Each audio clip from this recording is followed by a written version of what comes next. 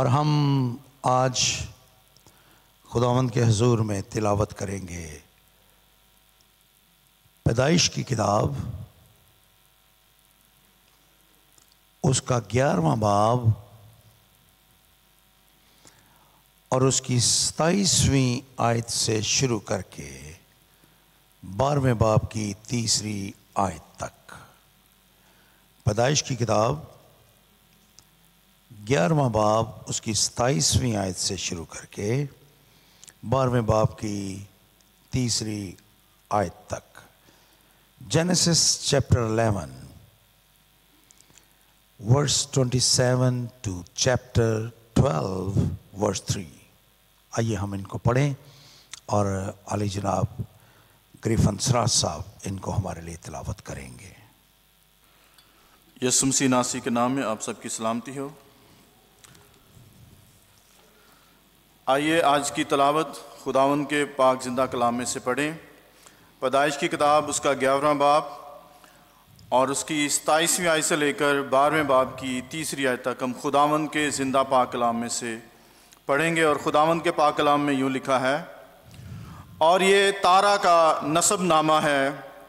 تارا سے ابرام اور ناہور اور حران پیدا ہوئے، اور حران سے لوط پیدا ہوا، اور حران اپنے باپ تارا کے آگے اپنی زاد بوم یعنی کسدیوں کے اور میں مرا، اور ابرام اور ناہور نے اپنا اپنا بیاہ کر لیا۔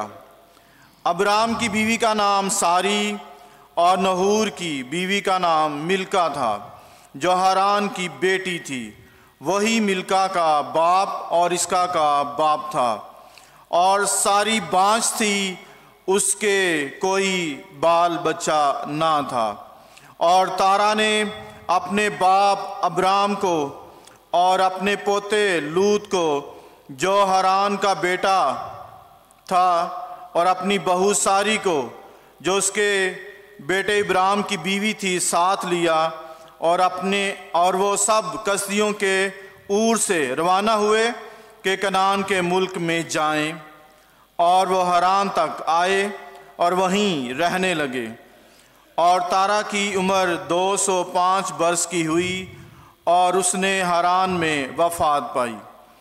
اور خداوند نے ابرام سے کہا کہ تو اپنے وطن اور اپنے ناطے داروں کے بیچ سے اور اپنے باپ کے گھر سے نکل کر اس ملک میں جا جو میں تجھے دکھاؤں گا، اور میں تجھے ایک بڑی قوم بناؤں گا اور برکت دوں گا، اور تیرا نام سرفراز کروں گا، سو تو باعث برکت ہو۔ جو تجھے مبارک کہیں ان کو میں برکت دوں گا، اور جو تجھ پر لعنت کرے اس پر میں لعنت کروں گا، اور زمین کے سب قبیلے تیرے وسیلہ سے برکت پائیں گے۔ خداوند کے زندہ پاک کلام کے پڑھا جانا پر اس کی خاص برکت ہو، آمین۔ آمین۔ میں نے آج صبح اس 2025 کے پہلے اتوار جس متن کا انتخاب کیا ہے میرے اور آپ کے لیے، وہ آج برکت کا باعث بننے والا ہے۔ خدا نے ان آیات کے مطابق ایک شخص کو پوری دنیا میں سے ایک شخص کو چنا اور اس کو اس کے ساتھ وعدے کیے اور ایک نامعلوم منزل کی طرف روانہ ہونے کا حکم دے دیا۔ میں اس سفر کو جس پر خدا نے اس شخص کو جسے اس نے چنا، وعدے کیے اور نامعلوم منزل کی طرف روانہ کر دیا، اس کے بارے میں آپ سے بات کرنا چاہتا ہوں۔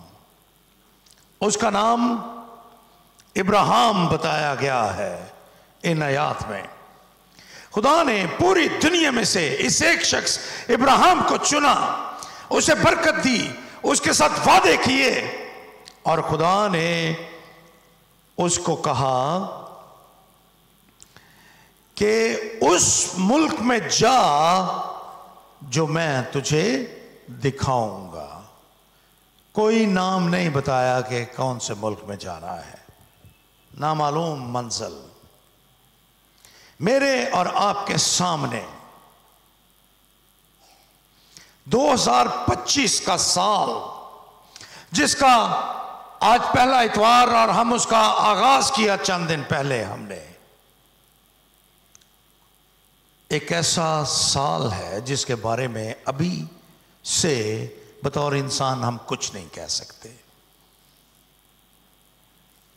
جس طرح سے ابراہیم کے لیے وہ سفر ایک نامعلوم منزل کی طرف تھا، لیکن میں اس سفر کو دا جرنی آف فیتھ کہوں گا۔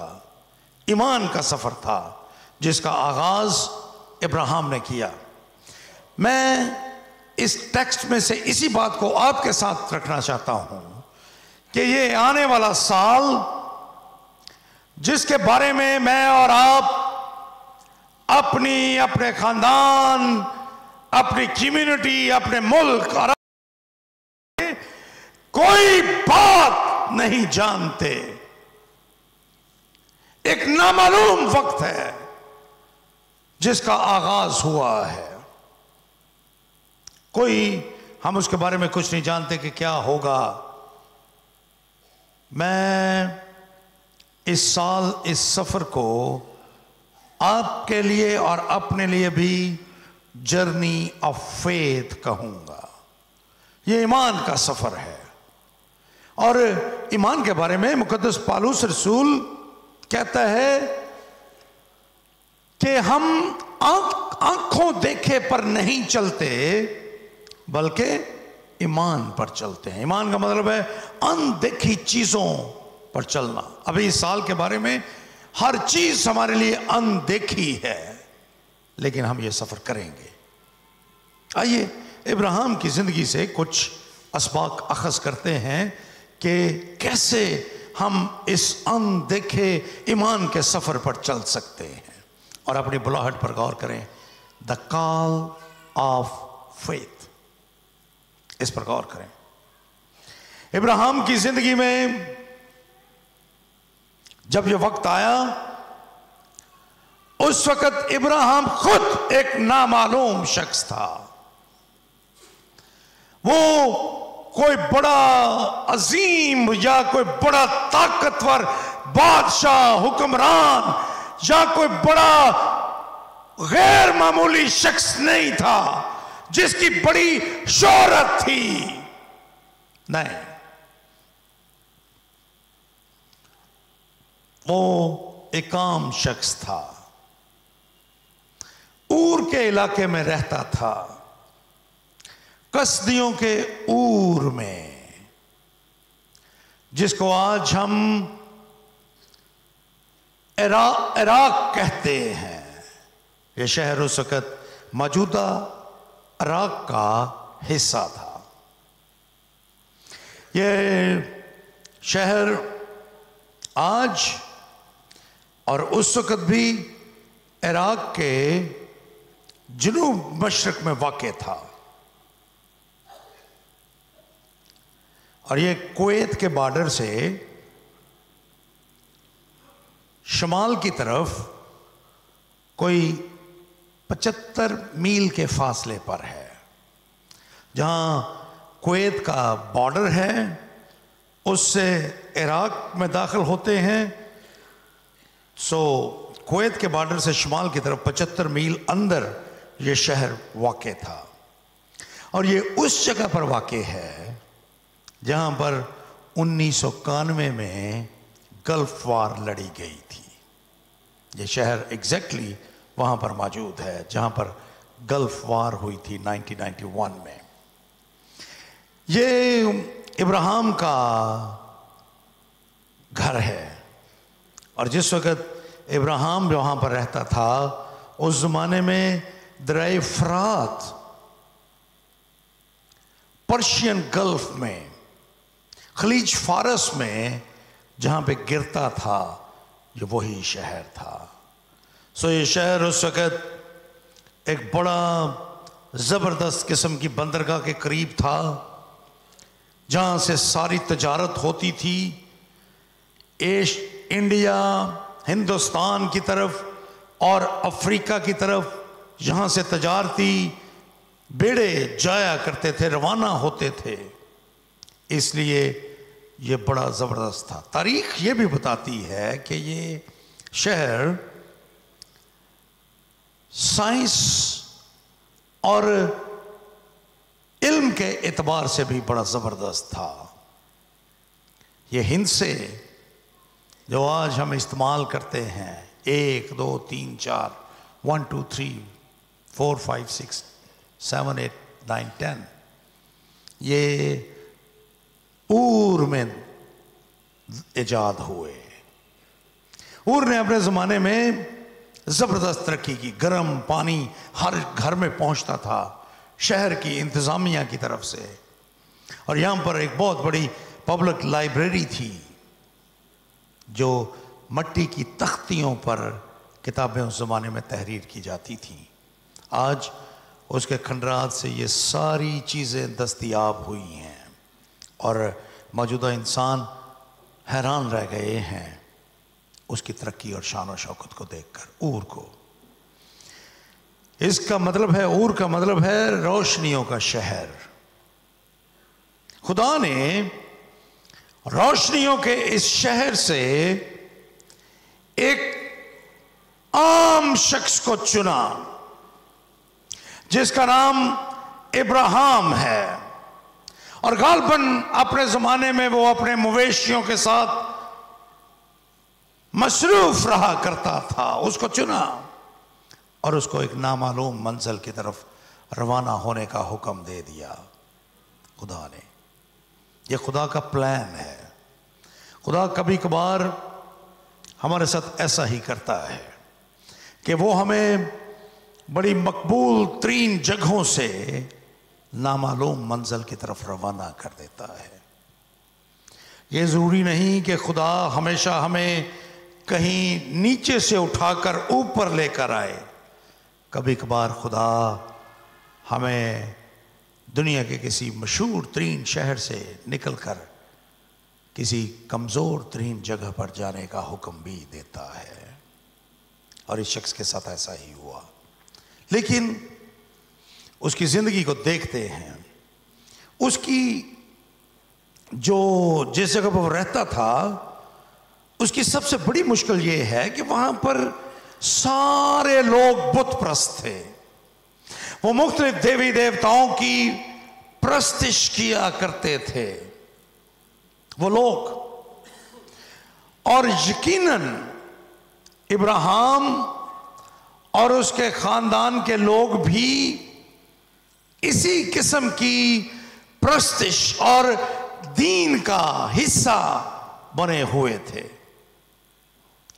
لیکن اگر آپ یشوع کی کتاب 24واں باب دوسری آیت اور آپ اس کی تیسویں آیت بھی دیکھیں, اور کے بارے میں یا ابراہیم کے قدیم دین کے بارے میں آپ کو معلومات دستیاب ہو سکیں گی کیسا تھا. اور وہاں پر موت مایوسی کے سوا اور کچھ بھی نہ تھا. اس شہر میں ترقی تھی دنیاوی طور پر, لیکن روحانی طور پر it was a dead place. یہ ایک ایسی جگہ تھی جہاں پر تاریکی اور موت کا راج تھا. خدا نے اسی تاریکی اور موت کی جگہ سے ابراہیم کو چنا, اور خدا نے اس کو, جیسا میں نے پہلے کہا, ایک نامعلوم منزل کی طرف روانہ کر دیا. اگر آپ اپنے بارے میں, ہم میں سے ہر ایک اپنے بارے میں دیکھے تو مقدس پالوس رسول افسس کی کلیسیا کے نام خط اس کے دوسرے باب اور اس کی پہلی سے تیسری آیت میں کہتا ہے، اور اس نے تمہیں بھی زندہ کیا جب اپنے قصوروں اور گناہوں کے سبب سے مردہ تھے جن میں تم پیشتر دنیا کی روش پر چلتے تھے اور ہوا کی عملداری کے حاکم یعنی اس روح کی پیروی کرتے تھے جو اب نافرمانی کے فرزندوں میں تاثیر کرتی ہے۔ ان میں ہم بھی سب کے سب پہلے اپنے جسم کی خواہشوں میں زندگی گزارتے اور جسم اور عقل کے ارادے پورے کرتے تھے اور دوسروں کی مانند طبعی طور پر غضب کے فرزند تھے۔ اور ایسی ہی جگہ تھی، خدا نے وہاں سے ابراہیم کو چنا۔ خدا نے مجھے اور آپ کو بھی اسی تاریک دنیا سے، اسی گناہوں سے بھری دنیا سے، اسی قصوروں قسموں سے بھری دنیا میں سے خدا نے مجھے اور آپ کو بھی چنا ہے۔ کبھی آپ نے غور کیا کہ آپ کے ارد گرد ہزاروں لاکھوں ملینز آف پیپل وہ جہنم کی راہ پر چل رہے ہیں، مسیح کو جانتے تو ہیں لیکن انہوں نے یسوع کو اپنا نجات دہندہ قبول نہیں کر رکھا۔ آپ اس ساری بھیڑ میں، اس ساری دنیا میں جہاں لوگوں کی ایک کثیر تعداد یسوع کے بغیر زندگی گزار رہی ہے، جہنم کی راہ پر ہے، آپ کو خدا نے اس دنیا سے چن کر آپ کو اپنے بیٹے اور بیٹیاں بننے کا حق بخشا۔ آپ کو خدا نے اپنی بادشاہت کا وارث بنایا ہے۔ کبھی آپ نے غور کیا اس بات پر؟ بہت دفعہ ہم نظر انداز کر دیتے ہیں ان چیزوں کو۔ اب میں کیا خوبی ہے، مجھ میں کیا خوبی ہے جس کی وجہ سے خدا نے ہمیں اپنے بیٹے اور بیٹیاں بنایا ہے؟ ہمارے پاس کیا حق ہے؟ صرف یہی کہ خدا نے مجھے اور آپ کو چنا ہے۔ خدا نے ابراہیم کو بھی اور کی سرزمین سے اسی طرح سے چنا اور اس کو ایک نامعلوم منزل کی طرف روانہ کر دیا۔ آپ اندازہ کیجئے کہ یہ ایمان کا کتنی بڑی مثال ہے۔ خدا ہمیں چنتا ہے، ایمان بخشتا ہے، اپنے بیٹے اور بیٹیاں بننے کا حق عطا کرتا ہے، اور وہ یہ حق کلام کہتا ہے کہ ہمارے پاس we have legal rights to be called his sons and daughters۔ ہمارے پاس قانونی حق ہے، لیکن ہم نے کبھی اپنی آنکھوں سے اس پروانے کو نہیں دیکھا جس پر یہ لکھا ہے۔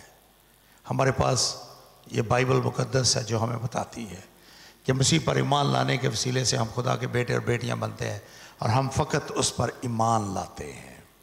ہمارا یہ ایمان ہمیں خدا کے بیٹے اور بیٹیاں ٹھہراتا ہے۔ تھوڑا سا آگے بڑھتے ہیں۔ ابراہیم کو جب خدا نے اور سے چنا، اس کو یہ حق بخشا،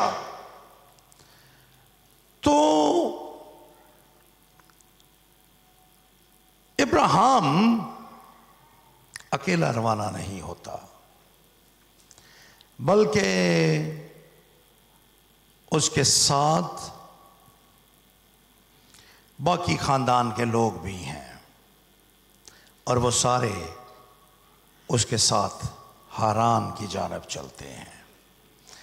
It was a partial obedience۔ چل تو پڑے، اور کو چھوڑ تو دیا، لیکن خدا نے اس کو کہا تھا کہ تو اپنا علاقہ، اپنا ملک چھوڑ دے، تو اپنا دین چھوڑ دے، تو اپنے عزیز و اقارب اور ناطے داروں کو چھوڑ دے، یہ کہا تھا خدا نے اس سے۔ لیکن اس کے ساتھ تو پورا کنبہ ہے، اور وہ چل پڑتے ہیں ہاران کی جانب۔ آپ اس کی بلاہٹ پر غور کیجئے. خدا نے صرف ابراہیم کو چنا اور اس کو کہا کہ اپنے عزیز و اقارب اور ناطے داروں کو چھوڑ دے. یقیناً ہمارے ذہن میں سوال پیدا ہوتا ہے کہ خدا نے اتنی بڑی دنیا میں سے صرف ایک بندے کو کیوں چنا؟ اگر آپ مجھ سے یہ پوچھیں گے تو میرے پاس اس کا کوئی جواب نہیں ہے. کیوں خدا نے ایسا کیا؟ I don't know. خدا نے کیوں صرف ایک بندے کو چنا؟ میں اس کے بارے میں کچھ نہیں جانتا.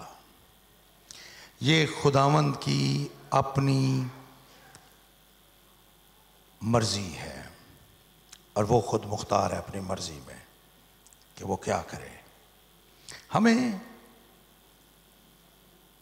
کلام میں لکھا ہے، رومیو 9 باب 18 آیت، پس وہ جس پر چاہتا ہے رحم کرتا ہے اور جسے چاہتا ہے اسے سخت کر دیتا ہے. پس تو مجھ سے کہے گا پھر وہ کیوں عیب لگاتا ہے؟ کون اس کے ارادے کا مقابلہ کرتا ہے؟ اے انسان، بھلا تو کون ہے جو خدا کے سامنے جواب دیتا ہے؟ کیا بنی ہوئی چیز بنانے والے سے کہہ سکتی ہے کہ تو نے مجھے ایسا کیوں بنایا؟ کیا کمہار کو مٹی پر اختیار نہیں کہ ایک ہی لوندے میں سے ایک برتن عزت کے لیے بنائے اور دوسرا بےعزتی کے لیے؟ پس کیا تعجب ہے اگر خدا اپنا غضب ظاہر کرنے اور اپنی قدرت آشکارا کرنے کے ارادے سے غضب کے برتنوں کے ساتھ جو ہلاکت کے لیے تیار ہوئے تھے نہایت تحمل سے پیش آیا. This is God's sovereign will. یہ خدا کی مرضی ہے، اس لیے ہمارے پاس اس کا کوئی جواب نہیں ہے. مقدس پالوس یہ بھی کہتا ہے کہ ابھی آئینے میں ہمیں دھندلا سا نظر آتا ہے، لیکن ایک وقت آئے گا جب ہم سب کچھ صاف صاف دیکھیں گے. لیکن خدا نے اس سے ایک آدمی کو چنا.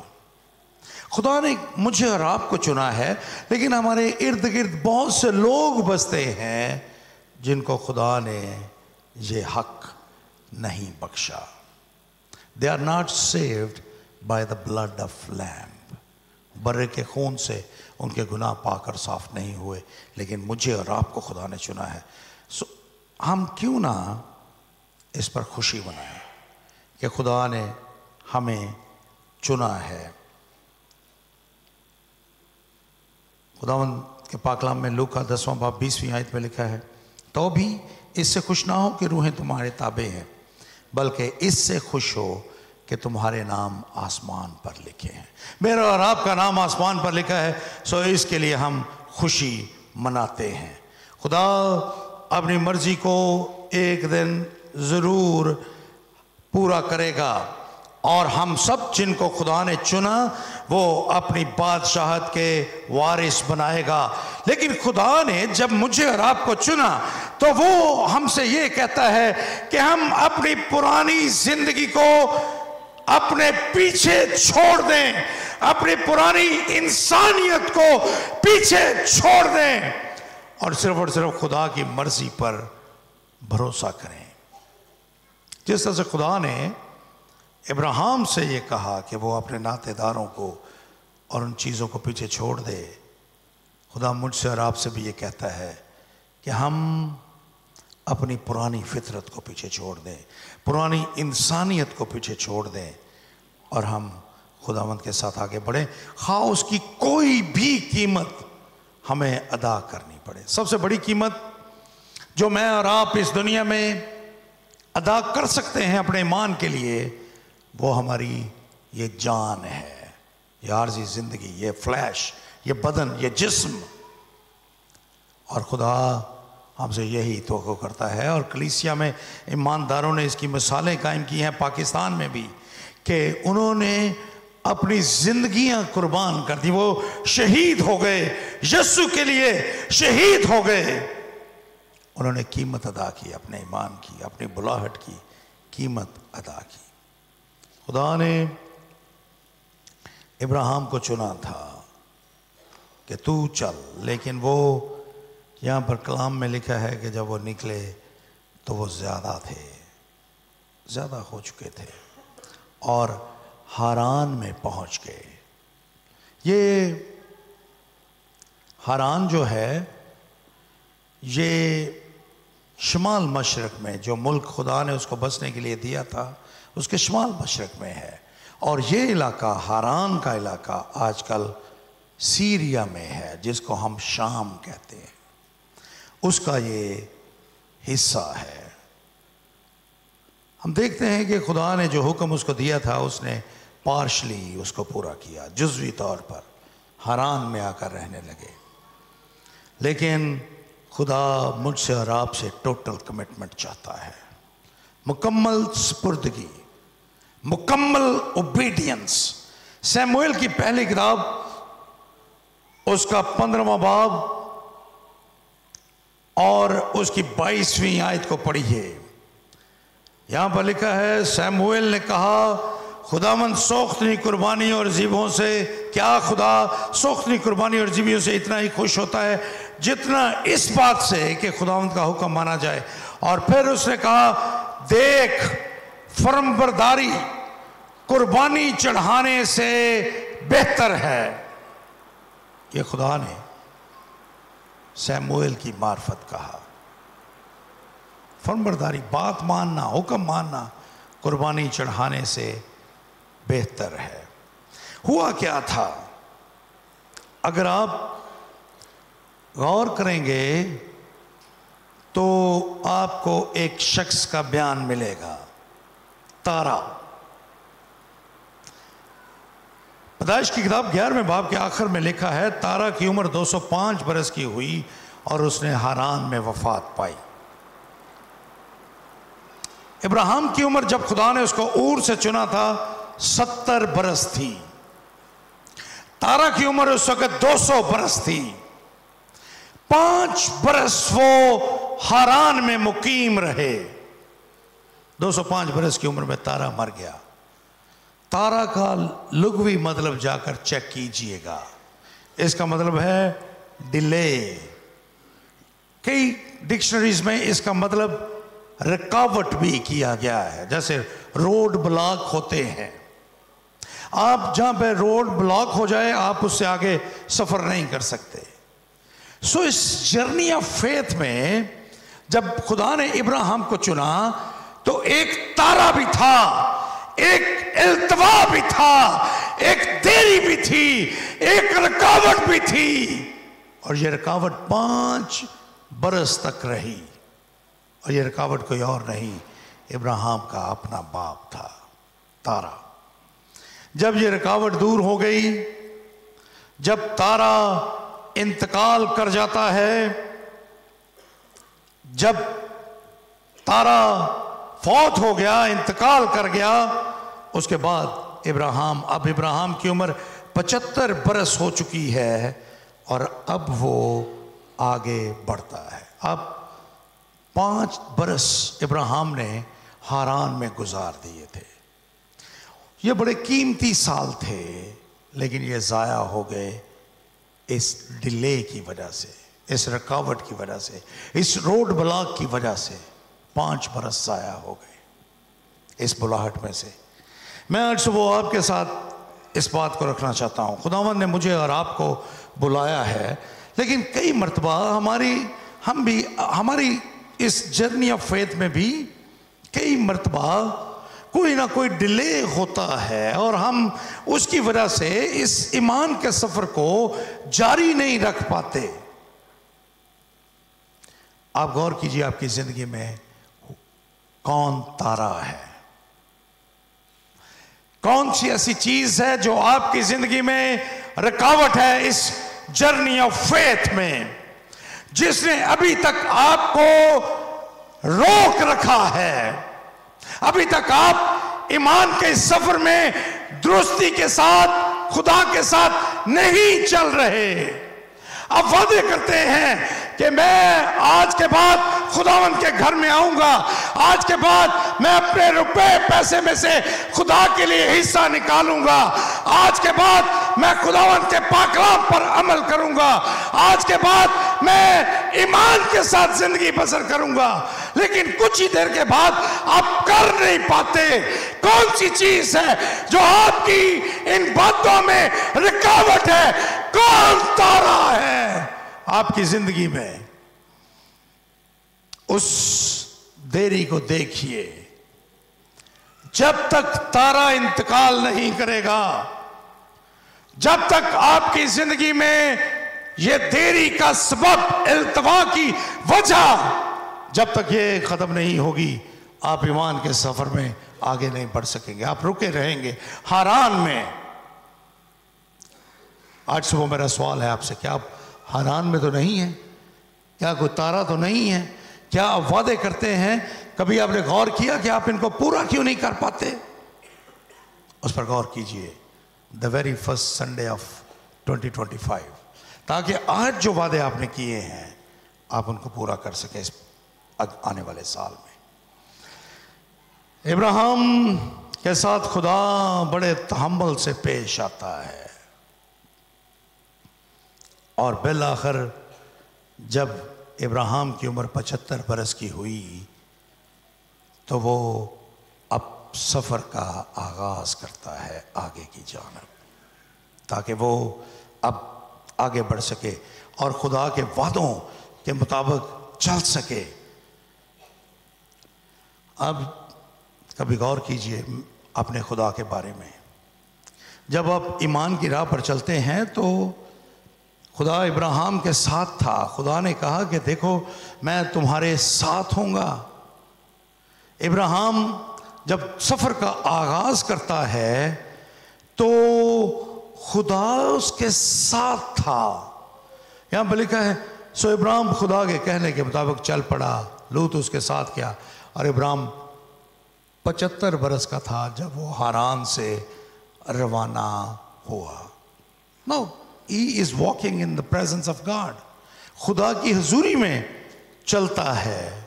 अब खुदा के वादों के मुताबिक इब्राहिम चल रहा है। खुदा ने उसके साथ नए सिरे से वादे किए हैं और वो चल रहा है उसके साथ। मेरे और आपके साथ जब हम इस जर्नी ऑफ फेथ, जो वादे हम खुदा के साथ करते हैं उसमें खुदा के साथ चलते हैं, तो खुदा इब्रानियों के खत उसके 13वें बाब और उसकी 5वीं आयत में कहता है, मैं कभी तुझसे दस्तबरदार ना होगा और ना तुझे छोड़ूंगा।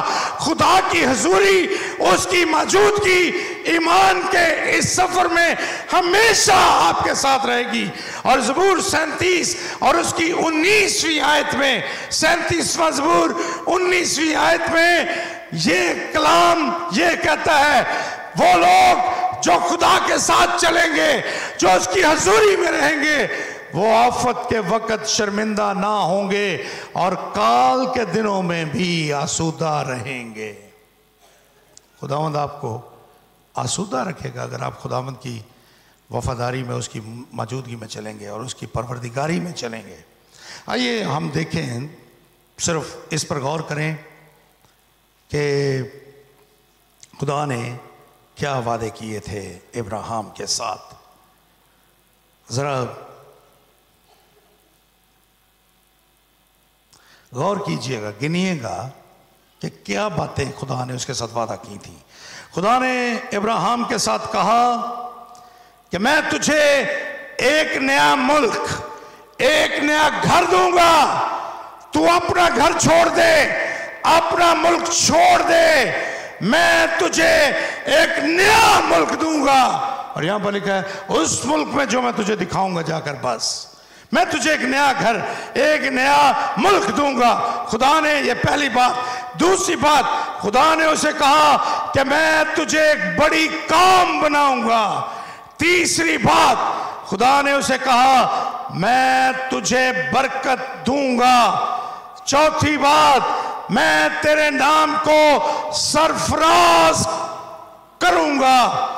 पांचवी बात कि तू बाइसे बरकत होगा, सो तू बाइसे बरकत हो।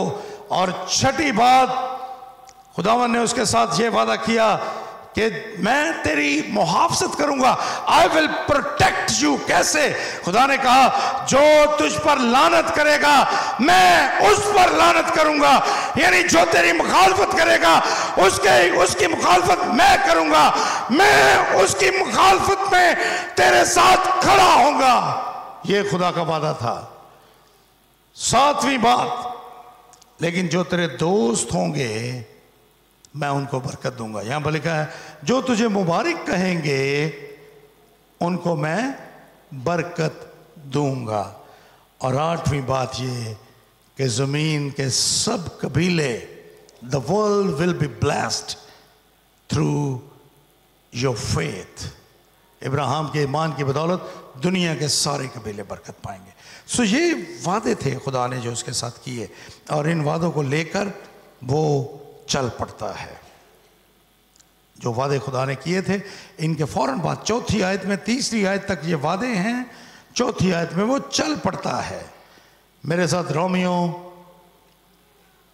کے نام خط اس کا 4 باب اس کی 21ویں آیت کو دیکھیے.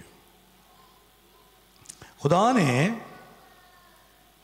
آپ کو اس ایمان کے سفر میں، ابلیس آپ کے کانوں میں کہے گا کہ یہ باتیں آپ کی زندگی میں پوری نہیں ہوں گی. دنیا آپ کو ایک مختلف رپورٹ دکھائے گی. دنیا آپ کو کہے گی کہ نہیں، آپ فتح نہیں پا سکتے، آپ ناکام ہو جائیں گے، ساری چیزیں آپ کے خلاف ہیں، سب کچھ آپ کے خلاف ہے، آپ ناکام ہیں. دنیا آپ سے یہ کہے گی.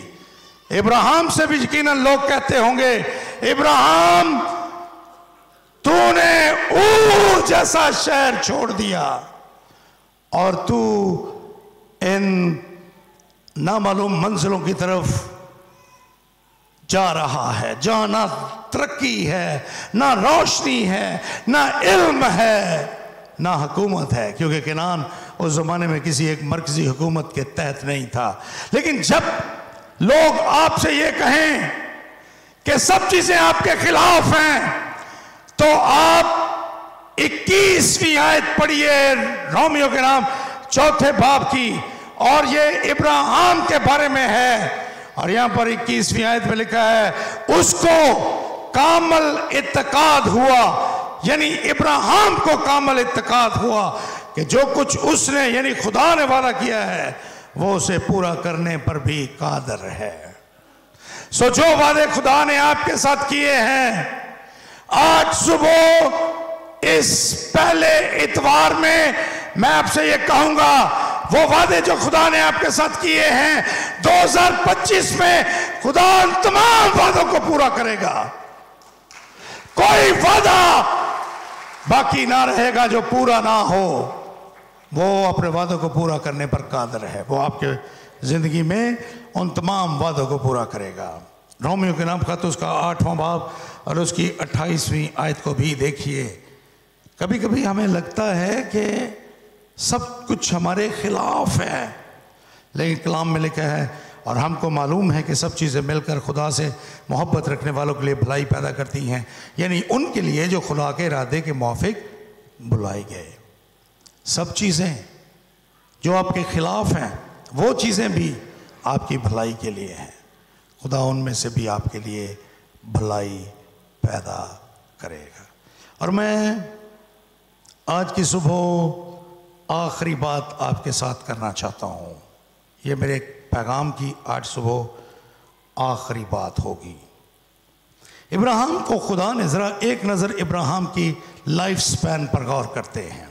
70 برس کی عمر میں خدا نے ابراہیم کو اور سے چنا. 5 برس حران میں رہا. 75 برس کی عمر میں وہ کنعان کی جانب سفر شروع کرتا ہے. پیدائش کی کتاب 12واں باب، پیدائش کی کتاب اس کا 16واں باب یہ بیان کرتا ہے کہ 85 برس کا تھا ابراہیم جب اس نے ہاجرہ کو اپنی زندگی میں قبول کیا. ابراہیم 86 برس کا تھا جب اسماعیل اس سے پیدا ہوا. پیدائش کی کتاب 16واں باب 16ویں آیت 86 برس کا تھا. جب ابراہیم کی عمر 99 برس کی ہوئی، when he was 99 years old، پیدائش کی کتاب 17واں باب 24ویں آیت بیان کرتی ہے کہ وہ مختون ہوا، اس کا ختنہ کیا گیا، اور پھر اس کی عمر 99 برس ہی تھی جب پیدائش کی کتاب اس کا 18واں باب اس کی پہلی آیت، 18واں باب اس کی 10ویں آیت یہ بیان کرتی ہے کہ 3 अजनबी उसके डेरे में आए जो खुदा की तरफ से थे।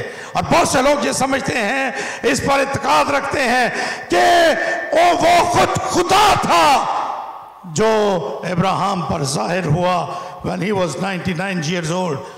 और फिर 100 बरस का था इब्राहिम जब उससे इसहाक पैदा हुआ जो वादे का फर्जंद था।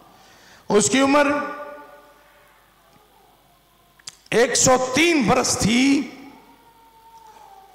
इब्राहिम की जब उसके घर में ना इत्फाकी पैदा हुई और उसने हाजरा और इस्माइल को अपने घर से निकाल दिया। वो निकल गए उसके घर से।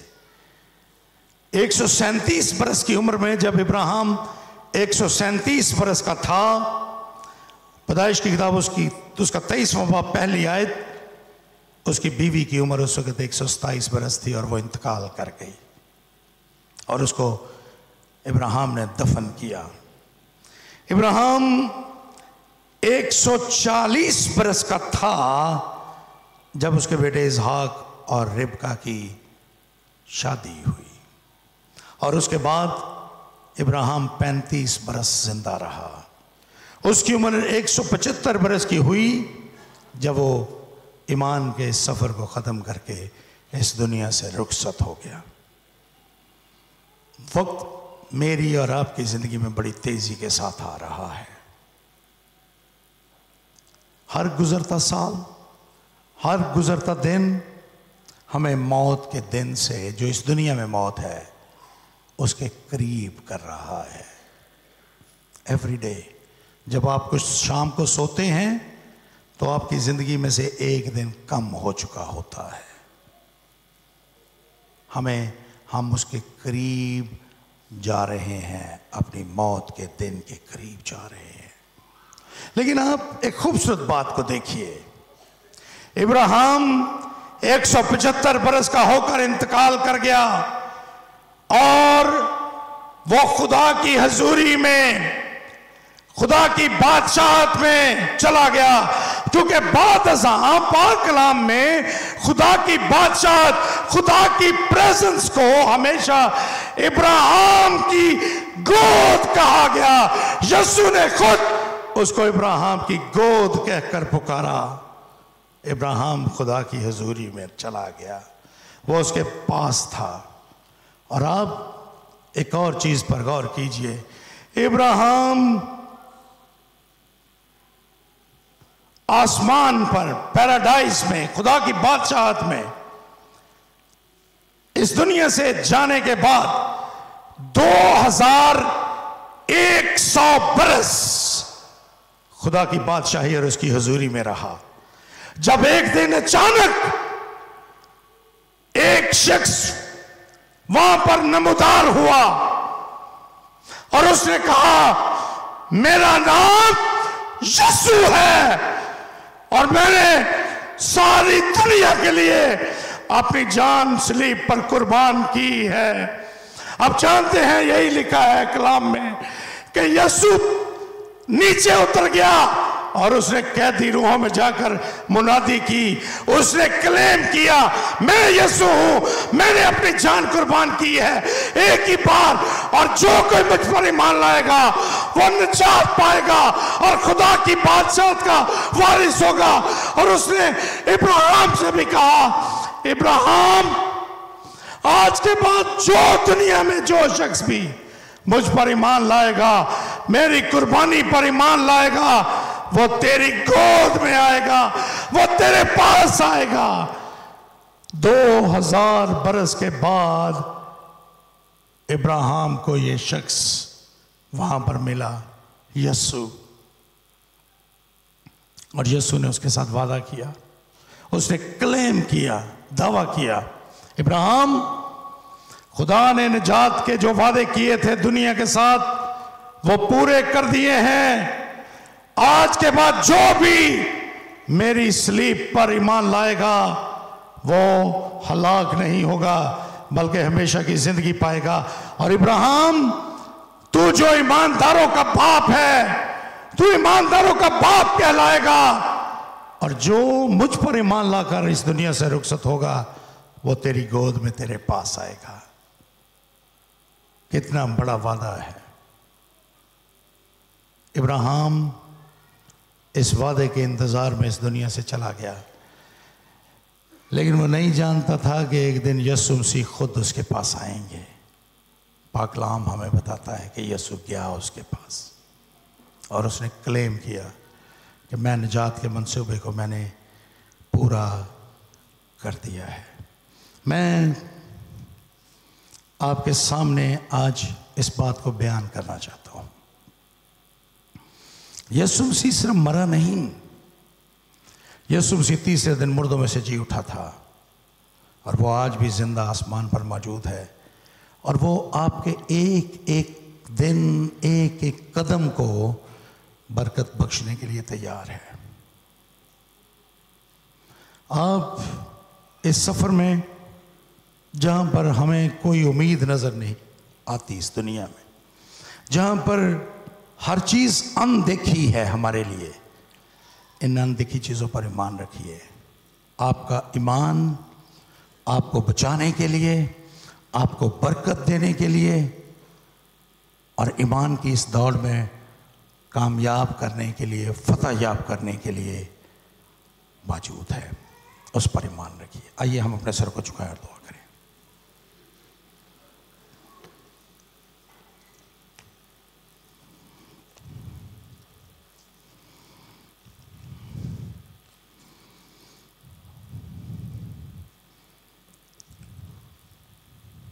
خداوند سے دعا کیجیے، خداوند آپ کو اس ایمان کی دوڑ میں اور اس نئے سال میں، ایک نامعلوم دنیا میں جہاں ہر چیز ہمارے سامنے پوشیدہ ہے، اندیکھی ہے، خداوند ان اندیکھے وعدوں پر ایمان رکھنے کی آپ کو توفیق عطا کرے۔ اگر ہم مضبوطی کے ساتھ ان وعدوں پر کھڑے رہیں گے، ان پر ایمان رکھیں گے اور شک نہیں کریں گے، خداوند آپ کو کامیاب کرے گا۔ خداوند آپ کے ساتھ ہے، اس کا وعدہ ہے وہ کبھی آپ کو فراموش نہیں کرے گا، کبھی آپ کو چھوڑے گا نہیں۔